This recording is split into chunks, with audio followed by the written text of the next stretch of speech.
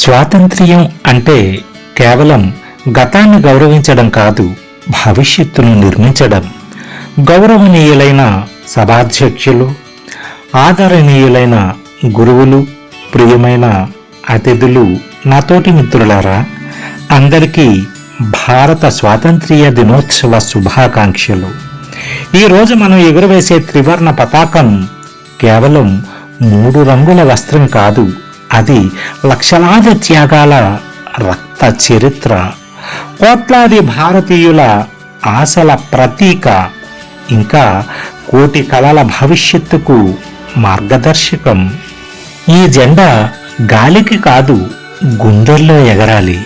ప్రతి భారతీయుడి ఆలోచనల్లో, ప్రతి చేతిలో, ప్రతి అడుగులో స్వాతంత్ర్య స్ఫూర్తి ప్రతిధ్వనించాలి.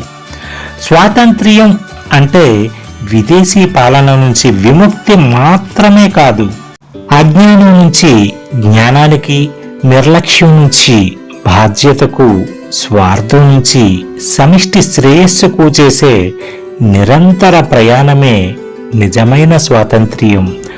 ఒక జాతి గొప్పతనం దాని గత వైభవంలో కాదు, వర్తమాన కర్తవ్యంలో, భవిష్యత్తు దిశలో ఉంటుంది.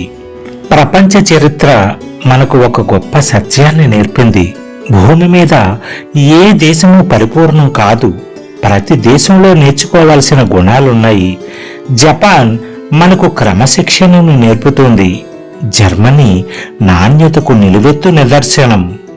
సింగపూర్ పరిశుభ్రతను సంస్కృతిగా మార్చింది. ఇజ్రాయిల్ ప్రతికూల పరిస్థితుల్లో కూడా వ్యవసాయాన్ని విజ్ఞాన శాస్త్రంగా తీర్చిదిద్దింది. కొరియా విద్యతో దేశ భవిష్యత్తును మార్చింది. కానీ ప్రపంచం మన నుంచి నేర్చుకునేది ఒక్కటే, వైవిధ్యంలో ఏకత్వం, సహనం, మానవత్వం. అందుకే మనం అనుకరించాల్సింది వారి అలవాట్లను మాత్రమే, మనం కోల్పోకూడనిది భారతీయత. వ్యవసాయం భారతదేశానికి కేవలం ఒక వృత్తి కాదు, అది మన సంస్కృతికి మూలస్తంభం. రైతు చెమటతో దేశం అన్నం తింటుంది, కానీ రైతు మాత్రం అప్పులతో జీవించాల్సిన పరిస్థితి మనందరికీ ఆత్మపరిశీలన కలిగించాలి. ప్రకృతి మార్పులు, నీటి కొరత, మార్కెట్ సమస్యలు ఇవన్నీ రైతు భుజాలపై భారమవుతున్నాయి. సాంకేతికత, శాస్త్రీయ పద్ధతులు, విలువ ఆధారిత వ్యవసాయం, నీటి సంరక్షణ, సహకార వ్యవస్థలు ఇవే భవిష్యత్తు భారత వ్యవసాయానికి బంగారు బాటలు. రైతు బలపడితే దేశం బలపడుతుంది. విద్య అనేది ఉద్యోగం సంపాదించే సాధనం మాత్రమే కాదు, అది మనిషిని మనిషిగా తీర్చిదిద్దే శక్తి. మార్కులు తెలివితేటలకు కొలమానం కావు. ప్రశ్నించడం, పరిశోధించడం, ఆలోచించడం, సృజనాత్మకంగా సమస్యలను పరిష్కరించడం ఇవే నిజమైన విద్యా లక్షణాలు. మన విద్యార్థులు ప్రపంచాన్ని ఉద్యోగాలు అడిగేవారిగా కాకుండా ప్రపంచానికి అవకాశాలు సృష్టించే నాయకులుగా ఎదగాలి. ప్రతి తరగతి గది ఒక ప్రయోగశాల కావాలి, ప్రతి విద్యార్థి ఒక ఆవిష్కర్త కావాలి. మరొక చేదు నిజం, చదువుల్లో టాపర్లుగా ఉంటూ సాక్షాత్తు ముఖ్యమంత్రితోనే వేదిక పంచుకొని ప్రశంసలు అందుకున్న చిన్నారులు సైతం రేపటిపై ఆశలు కోల్పోయి క్షణికావేశంలో తెగింపు నిర్ణయాలు తీసుకుంటున్నారంటే మన విద్యా వ్యవస్థలో, మన సమాజంలో ఎంతటి ఆత్మ పరిశీలన జరగాలో ఆలోచించండి. ఇది కేవలం మార్కుల పోటీ కాదు, పిల్లల గుండెల్లో ఆత్మస్థైర్యాన్ని నింపాల్సిన సమయం. విద్యా ప్రణాళికలోనూ, పాఠశాల యాజమాన్య వైఖరిలోనూ మార్పు రావాలి. తల్లిదండ్రులుగా, తోటి మిత్రులుగా, సమాజంగా మన పక్కనున్న వారి మానసిక వేదనను గుర్తించి ఓదార్చి నేనున్నాను అనే కొండంత అభయాన్ని ఇవ్వడమే నేడు మనందరూ నిర్వర్తించాల్సిన అత్యంత అత్యవసర బాధ్యత. వైద్య రంగంలో భారతదేశం విశేష పురోగతిని సాధించింది. ప్రపంచానికి నాణ్యమైన ఔషధాలను అందించే దేశంగా నిలిచింది. కానీ ప్రతి పేదవాడికి ఆరోగ్య సేవలు సమానంగా అందుతున్నాయా? గ్రామీణ ప్రాంతాల్లో వైద్య సదుపాయాలు సరిపోతున్నాయా అనేవి మన ముందున్న ప్రశ్నలు. ఆరోగ్యం అనేది ధనికుల హక్కు కాదు, ప్రతి పౌరుడి మౌలిక హక్కు. ఆరోగ్యవంతమైన పౌరులే ఆరోగ్యవంతమైన దేశానికి పునాది. అంతరిక్షంలో భారతదేశం రాసిన విజయ గాథ ప్రపంచాన్ని ఆశ్చర్యపరిచింది. చంద్రుడి దక్షిణ ధ్రువాన్ని చేరుకున్న మన అడుగులు కేవలం శాస్త్రవేత్తల విజయాలు కావు, ప్రతి భారతీయుడి ఆత్మవిశ్వాసానికి ప్రతీక.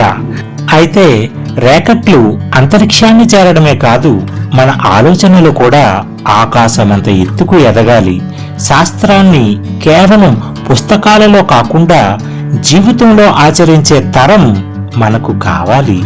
ఈ రోజుల్లో మానవ మేధస్సు కృత్రిమ మేధస్సును సృష్టించింది. కానీ ఒక ప్రశ్న మనల్ని మనం అడగాలి. సాంకేతికత పెరుగుతున్న కొద్దీ మనిషిలో మానవత్వం కూడా పెరుగుతుందా? మొబైల్ చేతిలో ఉంది, కానీ మనిషి మనసులో మనిషి ఉన్నాడా? సమాచారం అపారంగా ఉంది, కానీ వివేకం కూడా అంతే స్థాయిలో ఉందా? జ్ఞానం విలువైనది, కానీ విలువలతో కూడిన జ్ఞానం మరింత విలువైనది. మన దేశపు చేతివృత్తులు, కళలు, గ్రామీణ నైపుణ్యాలు మన సంస్కృతికి జీవనాడులు. ఒక చేనేత కార్మికుడి చేతిలో కేవలం నూలు కాదు, శతాబ్దాల చరిత్ర అల్లుకుపోయి ఉంటుంది. ఒక కుమ్మరి చేతిలో మట్టి కాదు, నాగరికతకు ఆకారం ఉంటుంది. స్థానికాన్ని ఆదరిద్దాం అనే భావన కేవలం నినాదం కాకుండా మన జీవన శైలిగా మారాలి. ఇక సైబర్ ప్రపంచాన్ని గురించి మాట్లాడితే అది అవకాశాల సముద్రం అయినంత మాత్రాన ప్రమాదాల నుండి విముక్తి కాదు. సైబర్ నేరాలు, డిజిటల్ మోసాలు, తప్పుడు వార్తలు, వ్యక్తిగత సమాచార దుర్వినియోగం ఇవి నేటి సమాజానికి కొత్త సవాళ్లు. సాంకేతికతను ఉపయోగించడం ఎంత ముఖ్యమో దాన్ని బాధ్యతగా ఉపయోగించడం అంతకంటే ముఖ్యం. డిజిటల్ స్వేచ్ఛకు డిజిటల్ బాధ్యత కూడా తోడై ఉండాలి. మన సమాజంలో జరుగుతున్న అఘాయిత్యాలు, మహిళలపై హింస, బాలలపై దాడులు, అవినీతి, మాదక ద్రవ్యాల వ్యాప్తి, పర్యావరణ విధ్వంసం ఇవి కేవలం చట్టాల వైఫల్యాలు కావు, మన విలువల పరీక్షలు. ఒక దేశాన్ని గొప్పదిగా చేసేది ఎత్తైన భవనాలు కాదు, ఉన్నతమైన మనస్సులు. రోడ్లు విశాలంగా ఉండటం కంటే హృదయాలు విశాలంగా ఉండాలి. దేశాభివృద్ధి అంటే ప్రభుత్వం చేసే పని మాత్రమే కాదు, దేశం అంటే పార్లమెంటు భవనం కాదు.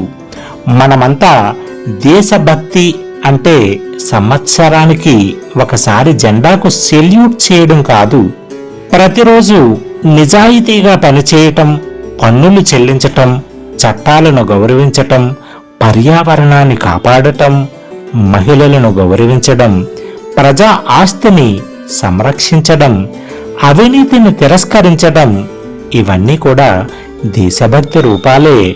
స్వామి వివేకానంద ఒక మాట చెప్పారు, లేచి నిలబడు, మేల్కొను, లక్ష్యాన్ని చేరే వరకు విశ్రమించవద్దు.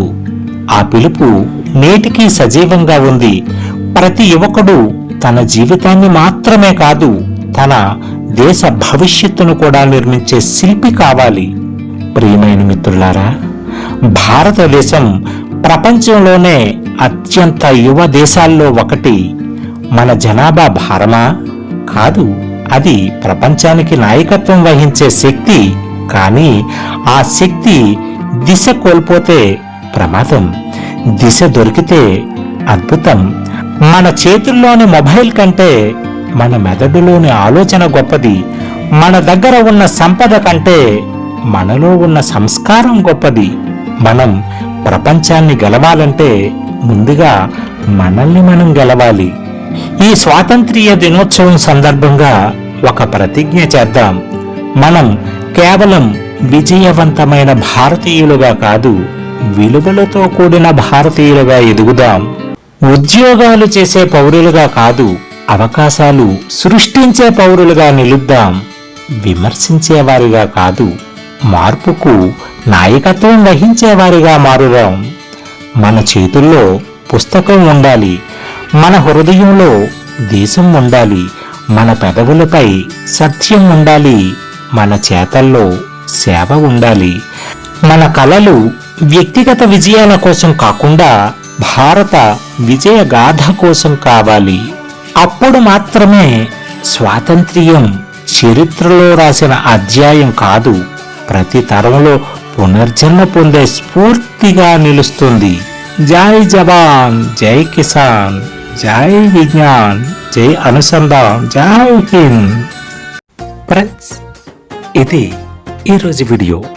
ఈ వీడియో కానీ మీకు నచ్చినట్లయితే లైక్ చేయండి, మరింత నచ్చినట్లయితే మీ స్నేహితులకు షేర్ చేయండి. మరి ఇంకా నచ్చినట్లయితే మరిన్ని ఇలాంటి వీడియోల కోసం మన ఛానల్ని సబ్స్క్రైబ్ చేయండి. మీరు అభిప్రాయాన్ని మాత్రం కామెంట్ చేయటం మర్చిపోకండి. ఫ్రెండ్స్, ఇది ఈరోజు వీడియో. మరో వీడియోతో మళ్ళీ కలుద్దాం. అంతవరకు సెలవు. నమస్తే.